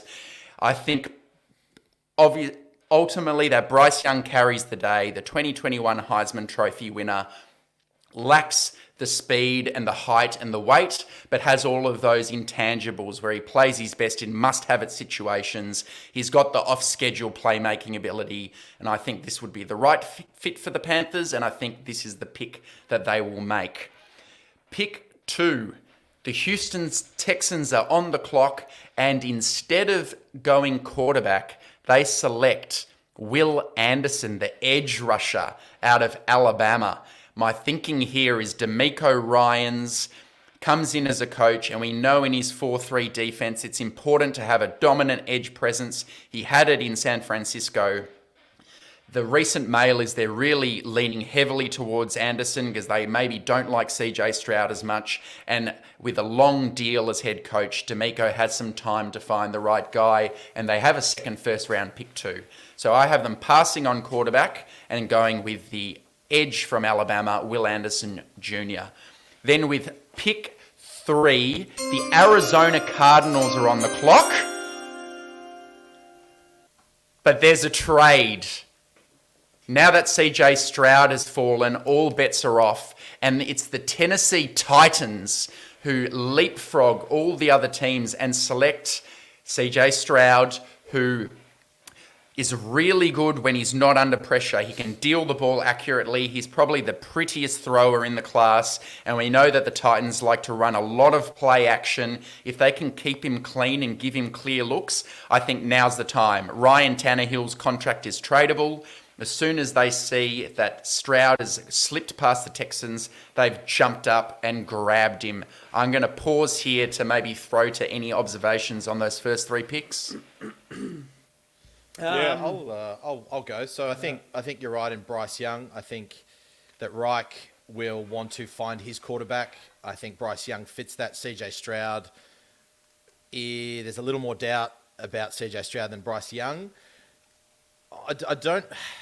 Are the Houston Texans happy with Davis Mills? I think he's serviceable enough. But will they take a quarterback later? Maybe we'll wait and see in your mock draft. I think that, you think about... I think I had the Houston Texans having one of the best drafts last year. I really... Petra, whatever his name is, his safety had a really strong year. Stingley got better. I think they might become a defensive powerhouse. And the trade with Tennessee makes sense because of how aggressive they were last year, getting rid of Brown. I think they're going to try and cover up that big boo-boo and get rid of... Tannehill. So yeah, I actually don't mind that. I don't mind it. Yeah, I tend to agree. I think the Bryce Young pick over CJ Stroud is probably the common thought. And going edge, I've read and heard numerous times that because CJ Stroud shares the same manager as Deshaun Watson, there's all that bad blood, and the Texans might just not want to deal with that at all. So fair enough. So yeah, that's. And the Titans trading up to jump in front of the Colts to get their quarterback. It's quite a bevy of picks, but look, they're in a bit of limbo state in that division. They still need to challenge the Jags, and they have a good draft, which they probably won't now that they've given up all the capital. They might finish high in the picking next year. Play on. Yes. And Andy, I should say, in my trade, the Titans, they gave up picks 11, 41, 72, and their second round pick next year. So after making this move, they won't trade pick again until the 4th round. But that's the cost of jumping from 11 to 3, and quarterbacks are worth their weight in gold. So moving along to pick 4, the Colts are on the clock. This is probably the most popular pick in the draft at the moment. If this does not occur, 90% of mock drafters will be wrong. And with pick 4, the Indianapolis Colts select quarterback Will Levis out of Kentucky. Jim Irsay has been vocal about the team needing to draft a young guy, having tried and failed with veteran quarterbacks recently. I actually think the Colts should have been thinking about trading for Lamar Jackson. I would love that fit with Shane Steichen as the new coach. However, in this scenario, they take...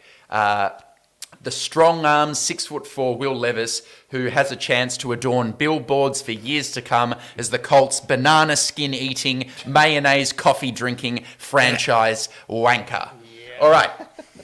Now, with pick 5, the Seattle Seahawks are on the clock.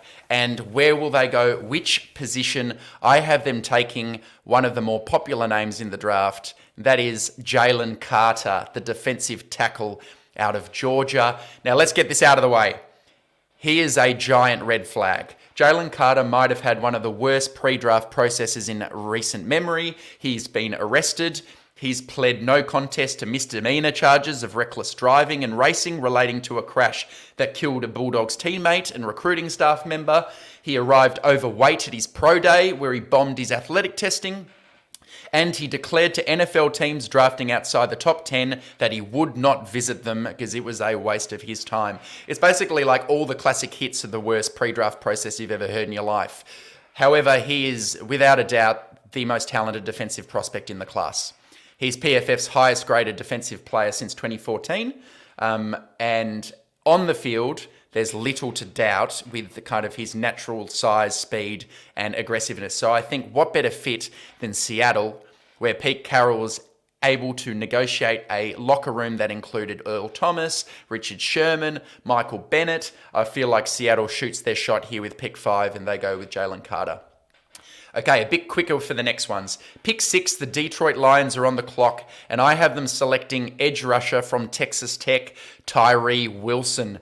A lot of people are thinking this is a bit of a surprise because, you know, they got rid of Jeff Okuda. Will they look for a corner? But there's been a lot of recent discussion. ESPN's Matt Miller has reported that the Lions are infatuated with this guy and the idea of pairing him with Aiden Hutchinson to have two long edge rushers to hopefully bolster their sack production in 2023 and beyond.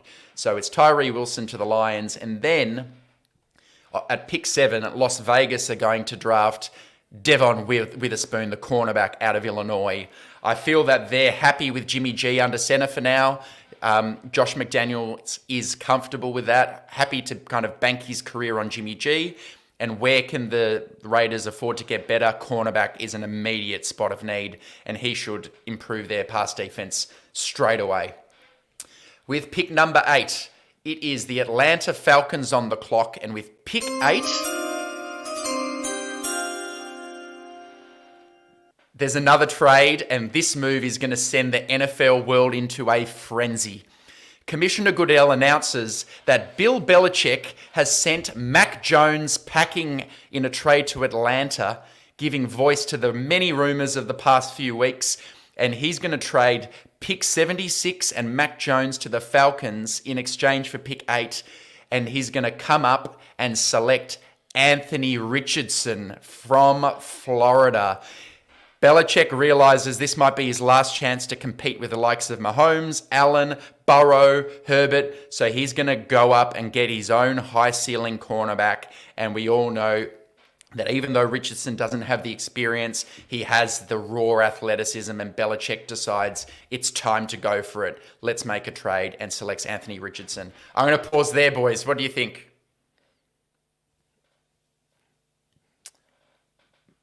Looks like Andy's on mute, so I'll go. I like the Will Levis draft to the Colts because I think Jonathan Taylor has a bounce back year and he's going to have a bell cow running back. As you mentioned, the Seattle Seahawks make sense drafting, what's his name? Carter. Yeah, as you know, Pete Carroll runs a college-style locker room with his USC ties, and you're right, used to dealing with big personalities. The Tyree Wilson, Dan Campbell wants to get a strong point of attack. Witherspoon, kind of serendipitous that I said he's a question mark, so he goes to the Raiders. So fuck you, Raiders. I don't think Atlanta does that trade. I don't think Mac Jones is nowhere near as sexy as Anthony Richardson. So I really don't think that happens. Especially with picks 14 and 76 and Mac Jones. I think Anthony Richardson is worth more than that. I don't think that's going to happen. Yeah, that's surprised me for the Patriots to come up and select a QB. But look, stranger things have happened. So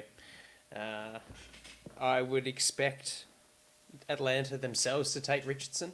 Find him to be a far better prospect than what Mac Jones has shown in his. Well, perhaps wait to see what I do with Atlanta's pick a little later on. But I just see Mac Jones in a Shanahan system that Arthur Smith runs. Mac Jones is very good at quickly diagnosing and accurately throwing the ball, and we know they want to run the ball a lot. Could he have success a la all the 49ers quarterbacks? I think Mac Jones could deal in that system, and Arthur Smith needs wins now.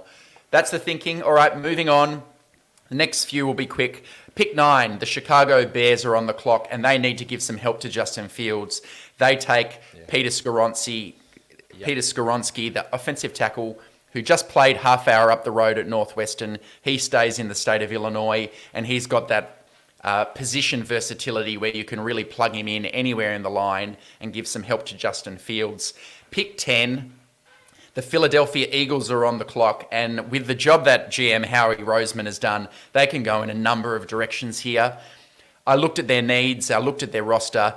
Both of their outside cornerbacks are over 30 years of age. So I have them taking Christian Gonzalez out of Oregon, who will have at least some time to learn new DC Sean Desai's quarters coverage scheme before being thrust into the role. He probably needs a bit of time to kind of learn, and I like the fit. True to what the Eagles do, which is to draft for future rather than current needs. With pick 11, Arizona's on the clock.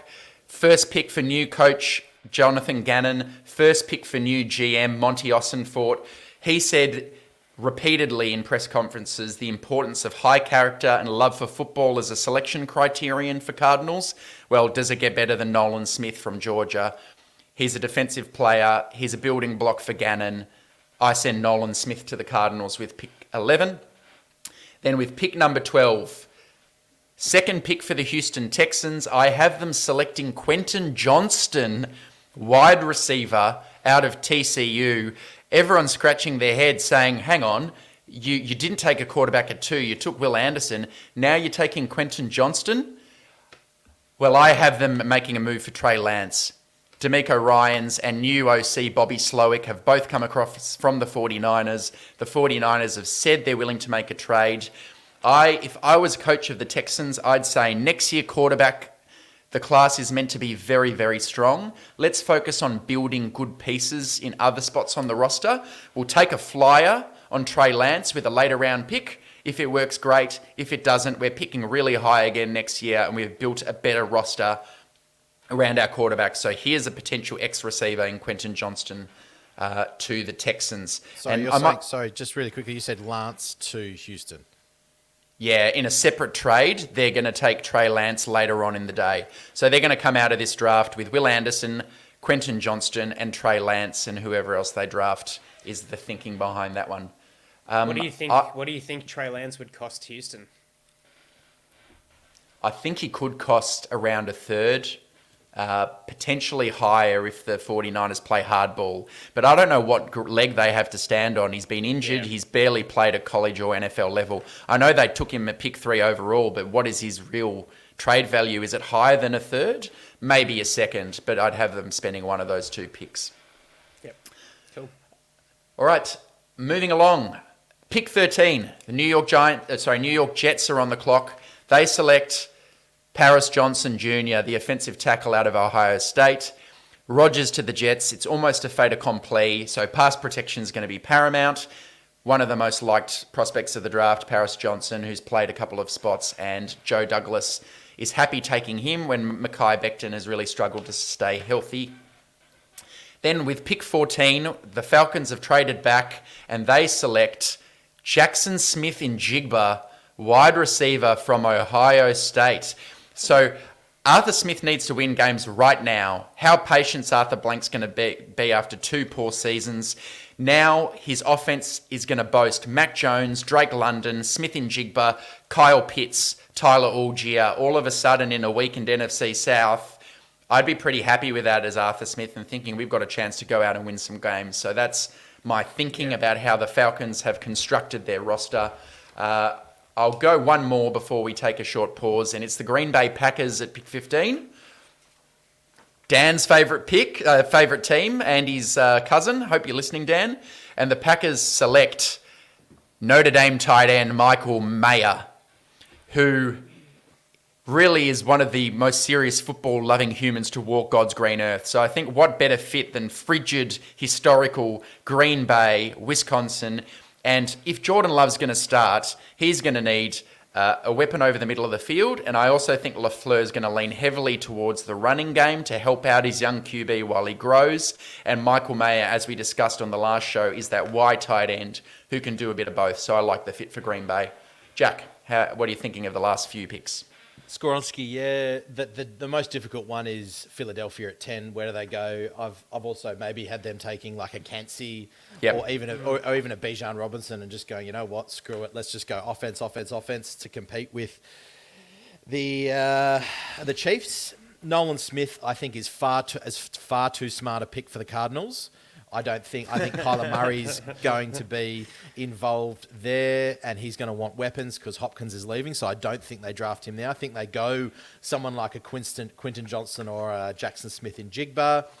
Paris Johnson, get protection for Aaron Rodgers. The Jets have plenty of weapons with Garrett Wilson, Breece Hall, all those guys. Mayer is an interesting one at Green Bay.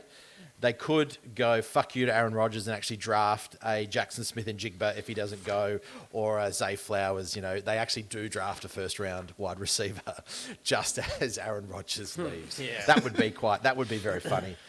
Fuck you, Aaron Rodgers. But yeah, that's what I've got to say. Yeah, I think they're all pretty sensible picks myself. Chicago and the Jets taking tackles is painted all across the mock draft world. Jack, that's a very funny point. Nolan Smith, far too sensible a selection from Arizona. I think Michael Mayer is probably the most well-rounded offensive option for the Packers as well, just to suit both that passing game over the middle and additional protection in the run game. So I like that pick for the Packers at 15. Righty dokey. Okay, it's pick 16. It's the Washington... Dokey. Skip. Righty dokey. Oh. Okay, all right. Cut that up for me, would you, Jack? Let's edit it. Timestamp at 1:39. That was awesome. 39, yeah. Washington Commanders, they're up on the clock, and what are they going to do? Tell us, Andy. There's going to be the third trade of the first round. This time it's the Baltimore Ravens who are going to jump up from pick 22. They're also going to give away pick 86 and a 2024 third round pick. The Commanders are going to give them back pick 16 and 118. So the Ravens come up, and looking at their roster, they badly need a corner. And they're going to jump up one spot ahead of the Steelers and take famous Steelers Joey Porter's son, Joey Porter Jr., in a move that is going to incense all of the black and yellow fans. They can line Joey Porter Jr. up opposite Marlon Humphrey. They love to play bump and run, man coverage on the outside. I see this guy as a perfect fit in Baltimore. So they take Joey Porter Jr. with a 16th overall pick. Then at pick 17, Pittsburgh Steelers are on the clock. They have a future need along the defensive line, and maybe it's something about the black and yellow he wore for the Hawkeyes, but I have them drafting Lucas Van Ness, the edge rusher, to go in there and play for the Pittsburgh Steelers. He kind of looks like he'd fit that vaunted defense. He has time to learn behind TJ Watt, Alex Highsmith. I think this could be quite a high upside pick down the track, and he would help that continue to fortify that Pittsburgh defensive front, which they love to lean on and Tomlin loves to build. All right, the second pick for the Detroit Lions. At pick 18, they take one of Jack's favourites. Now they are going to hit cornerback, and they'll hit Deonte Banks out of Maryland. So they're coming away with two defensive pieces. It should help Aaron Glenn. Their defense was really bad last year. Okuda's out of the building. They have a need. So I think this fits nicely with the kind of profile they're looking for in their cornerbacks out in Detroit. Just really quickly, do you think the suspension of Jamison Williams changes their...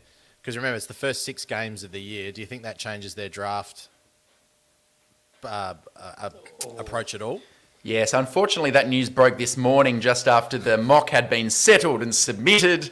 But just to tease that out, Williams is missing 6 games this year. If I was the GM and wasn't going to hit wide receiver in the first round, I don't know if that mere fact would make me do it in the first. I do think they will address it at some point in the draft. I just don't know if it'll change their first round strategy, is my immediate response to that one. They've lost considerable depth as well as part of that suspension group. Still have Amon-Ra St. Brown, so I wouldn't change the ship's course in the first round if I were them. Nor would I. All right, with pick 19, we're into the second half. Not too long to go. The Tampa Bay Buccaneers are on the clock. They could do a number of things here. I think they're going to be a bad team this year. They're going to take Miles Murphy, the edge from Clemson. They have not had recent success with Tryon Shoyinka or Logan Hall. Both have struggled at the NFL level, so they're going to hit defensive line and the front 7 again. Murphy's going to have some time to receive the kind of development he needs to other aspects of his game that we discussed on today's show. And I think Todd Bowles will happily kind of kick the can down the road, and he can be an edge rusher over the next 3 to 4 years on his rookie deal out in Tampa Bay. All right, last pick before the Chargers. It's the Seahawks on the clock. They are going to select a Charger favourite, I'm afraid. They're taking wide receiver Zay Flowers from Boston College. Pete Carroll's not mucking around. The dude's 72 years old. They want to go out there and win. And Metcalf paired with Lockett, paired with Flowers, That's looking nice Paired now. with Geno Kenneth Smith. Walker. Yeah. They can run the ball as well, and they already kind of took their defensive shot with Jalen Carter at pick 5, walking out with Jalen Carter and Zay Flowers. I hope Seahawks fans, you're probably not listening, but if you are, I reckon you'd approve of this one. That is that for the Seahawks. They'll be poised to make a playoff run next year, I dare say, if that's what they walk away from out of round 1. Pick 21, of course, it is the Miami Dolphins who have had to forfeit that pick after naughty trying to lure Tom Brady across you, Stephen Ross. So they're off. And now the moment, if you've been patient and you're here and you're ready to listen, the Chargers are on the clock. We're ready to go. Chargers are on the clock and they... Finally, we've been waiting for a trade down scenario, and thankfully the Chargers have found a willing partner in the Buffalo Bills who are trading pick 27 and their third round pick 91. They're going to come up to pick 21 and arm Josh Allen with another weapon, and it is USC's Jordan Addison, the wide receiver. The Bills have to keep pace with these heavy hitters in the AFC. There are concerns about Addison's kind of weight profile, sure, but geez, he did it a lot at the college level, and now if he can play second banana to Stephon Diggs, he should have plenty of opportunities to find the end zone in 2023. So McDermott, trying to keep pace with the big boys in the AFC, he's taken Jordan Addison out of USC. All right, pause right there. What do we think? You go, Andy. Well, dialing right back to Baltimore trading in front of Pittsburgh to take Joey Porter Jr., that's quite a laugh. Something they'd probably do as well. Baltimore are dogs. That would be a formidable cornerback pairing with Humphrey. I like Van Ness at Pittsburgh as well. He kind of looks like half TJ Watt in that in his current kit. Nice draft haul from Detroit, taking Banks on top of who did you have in the first? Tyree Wilson. I'm happy that Tampa Bay take Miles Murphy. That means he doesn't fall to the Chargers. Zay Flowers and Jordan Addison in back-to-back picks kind of stings a little bit for the wide receiver prospect. But look, you've really made this a fan-friendly mock draft so far, giving everyone who they want and trading back for an extra third-round pick. So those two wide receivers off the board. The next sort of 5 picks are going to get pretty stressful from a Chargers fan's point of view, just to see who's still there. So, Jack, what do you think, mate? You surprised by any? Not really. I thought that, the Lions obviously moving on from Okuda, which I remember we were talking about him as a possible top 5, top 3 cornerback in the near future. Hasn't really worked out, so Deontay Banks is good there. I sort of feel like the Pittsburgh are trying to create a fistful of White Claw, which is weird because their coach is black. With Van Ness and TJ Watt there. I could imagine those guys partying pretty hard back in the college days.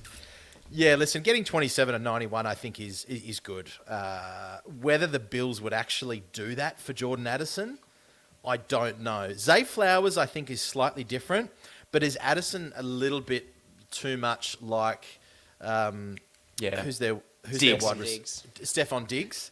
They've got Gabriel Davis as the bigger guy, so maybe he plays slot. Maybe Addison fits their slot. And who's their tight end? They've got Dawson Knox. Yeah, Dawson Knox. So that's a pretty handy receiving core. If the Seahawks walk away with Zay Flowers and Jalen Carter, that's a very good draft. I'm going to jump back and say that Jordan Addison would be a good versatile, like a well-rounded wide receiver pick, but I could also see Buffalo just go and stuff it. Let's take Bijan. Let's jump up and take him. That may be a less sensible thing to do because I think he'd still be there at 27. Yep. But I think maybe he could, if they're going to jump up to take one or the two, maybe I'd see them taking Bijan over Addison. Fair. All right, a few picks before the Chargers are on the clock. So it's the Commanders at 22. Who are they going to select? They've got a new OC, right? It's Eric Bieniemy. And who did he have at tight end just recently in Kansas City for many years? They're going to try and strike gold twice here, and they're taking Dalton Kincaid to the Commanders.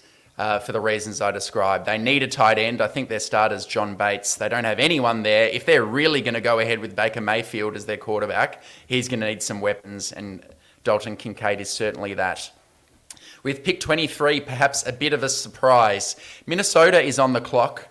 They're going to take Cedric Tillman, the wide receiver out of Tennessee. Whoa. Surprise selection. He's become a popular first-round name for the draft literati who think he might be one of the best wide receivers in the class. Sam Monson from PFF has him as his third-ranked wide receiver, and that he's flying under the radar due to the ankle sprain. Well, if Kevin O'Connell and the Vikings brass think they're going to win with Kirk Cousins, they've just lost Thielen. They need to give Justin Jefferson a running mate, so they're going to take the 6'3" wide receiver, Cedric Tillman, to come in and play well from day one. Pick 24, Jacksonville Jaguars are on the clock. Not a lot of needs for them, but next year they plan to start Cam Robinson and Walker Little at the offensive tackle spots. So I have them spending a pick on Tennessee tackle Darnell Wright, who is a very capable pass protector. And this late in the first round, I think he projects as a bit of a steal. So a good upgrade to a future position of need for Doug Peterson and their ascending young quarterback, Trevor Lawrence. All right, only a couple more to go now, Chargers fans. It's the New York Giants on the clock with pick 25. And in a very unsexy pick, they're going to eat their vegetables and draft center John Michael Schmitz out of Minnesota. They had one of their more pleasant surprises last year being Daniel Jones's ability to find first downs with his legs. John Michael Schmitz is a very good run blocker. He's experienced as a centre, and even though they have other needs, I think the value here is pretty good for the Giants. They take a centre and a kind of leader in the middle of their offensive line. All right, here are some guys on the clock, Chargers fans. There's Bijan, there is Brian Brzee, Broderick Jones is still there, the offensive tackle. Brian Branch is still there from Alabama. Who are the Cowboys taking? Of course, Jera. They're looking to kind of sell merchandise, ticket sales. It's going to be a Bijan, the Texas Longhorn at running back. Out goes Zeke, in comes Bijan. Tickets, money, bit of whiskey. And he will be an absolute superstar, wearing the big star in Dallas for many, many years to come. All right, we're finally here. Los Angeles Chargers, they're on the clock. Staley's not going to be able to help himself. They're taking Brian Branch. They're taking Brian Branch, having accumulated a third. They're walking away from the first round with one of the blue chip prospects in his own way. He certainly has the quality to be a top 10 worthy prospect in this class. He fits a need with Callahan unsigned.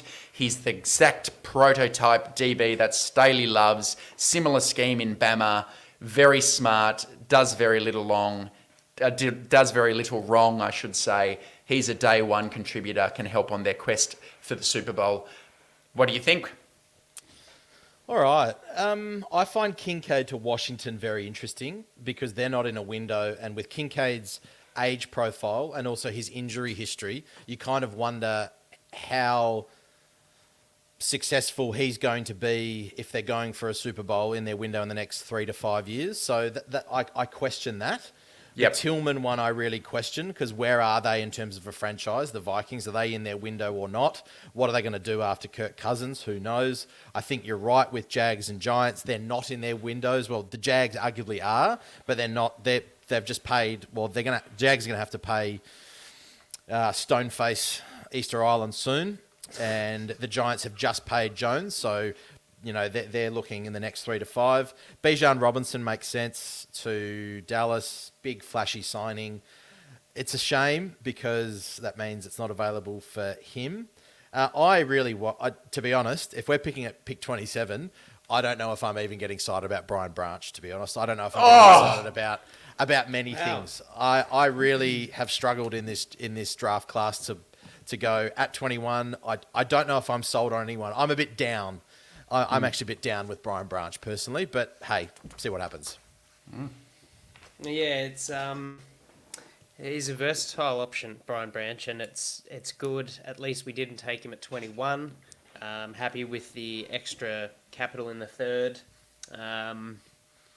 Of who's left, I am surprised by Cedric Tillman, but look, maybe there's more that I haven't seen. That he was inhibited by that ankle. Kind of sensible positions. The Jags have done really well. They've hit on a lot of key position players in recent drafts. So Yep. And did free agency too. Yeah, so why force it? You're getting a tackle that could be really good with the potential for a fifth year under cost control, so that's sensible play. Schmidt's surprised to see him go in the first, but look, he does Always a couple of surprises on draft night. Yeah, always. You're right. Other than that, look, I'm not as down as Jack on Brian Branch, but it's at that point where I'm just going, look, the few guys went even ahead of where we were picking at 21, so let's see what we can make work with the rest of the picks later on in the draft. I guess I'm not down. I'm just a bit like, I'm just a bit, it's a good signing. I'm just a bit like, That's all right. We won't film your draft reaction this week. No. If it's Branch, there will be star jumps at your place, Andy. I think that is like best possible scenario.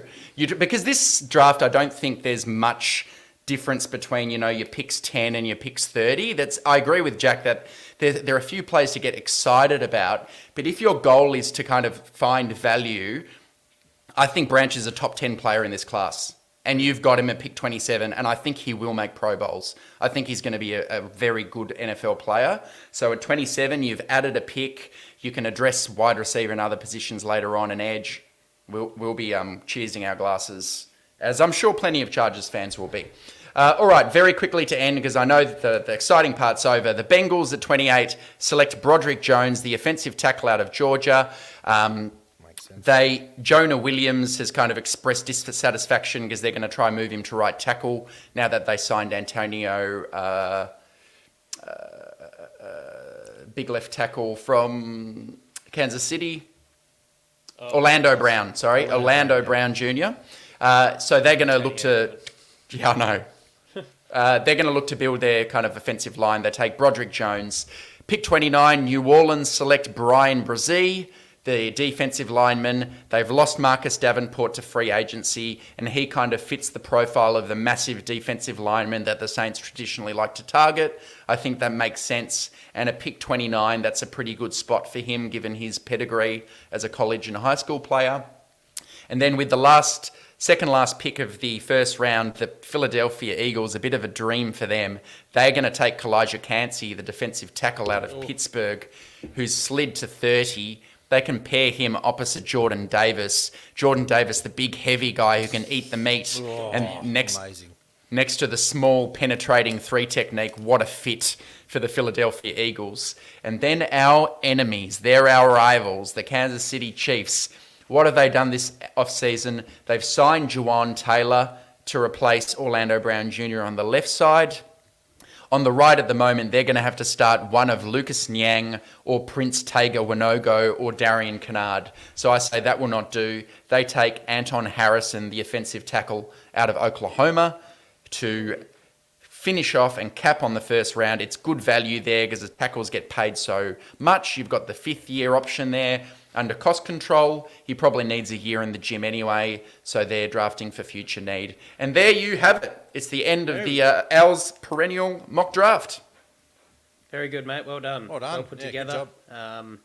Always appreciate the time that you put into all of our pre-draft stuff. You really lead the way, so thanks, mate. I'd totally even lost that Kalijah Cansey was available to us at 27. I just had assumed that you'd already called his name out. So No, he was there. There you go, but that's just... Philadelphia just absolutely brains this with Howie Roseman, just bulk first round picks, losing the Super Bowl. They're in the window. They're just going to continue to be good for a little while. Credit to them.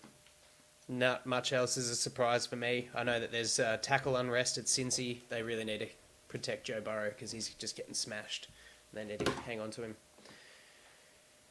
I'll wrap up my thoughts. Jack, anything from you, mate, before we sign off for the day?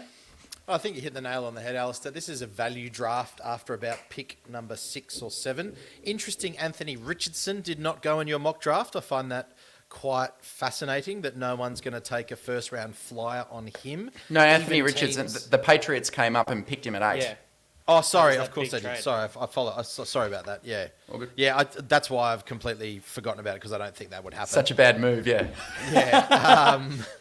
Yeah, I think it's just value. I must admit, out of the last 3 draft classes where we've been kind of looking at this a little closer, this does not excite me as much as the others. I don't know if that's the same for you two, but yeah, there just doesn't seem to be. And I kind of wonder whether this is a product of maybe COVID and players not having as much development or not as much game time or interrupted seasons, that kind of stuff. But yeah, I'm not super excited about this draft, but we'll see what happens. I think where I'll be excited is in day 2 and day 3 to see what we're doing in terms of team building. That's what's going to get me really excited. I think a few exciting matches for the Chargers. If it's Cansey or Branch or Flowers, for me, Addison, they're guys that will get me excited. They're kind of my ones I'll be quite pumped about.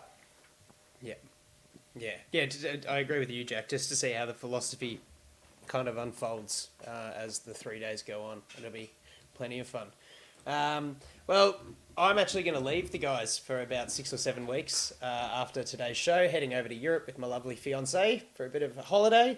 The guys have got some cool videos planned with some guests coming up and all the post-draft and early preseason stuff to get stuck into. So be sure to check the socials, Twitter, TDU_Chargers, to follow when our new gear is coming out. So leave it in your very trustworthy hands, fellas. I have no doubt that you'll have plenty of fun, and I look forward to listening to you from tens of thousands of miles away. Have a great trip, mate.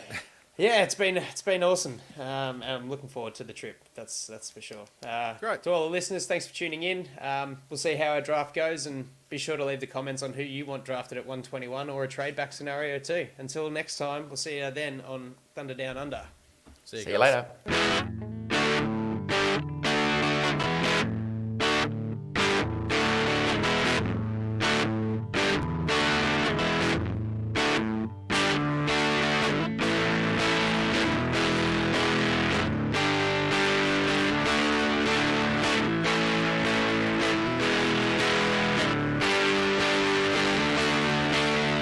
Rivers backpedals, looking, firing. He's got Floyd turning. Got it. 6 and 10, 5, high step, touchdown, San Diego!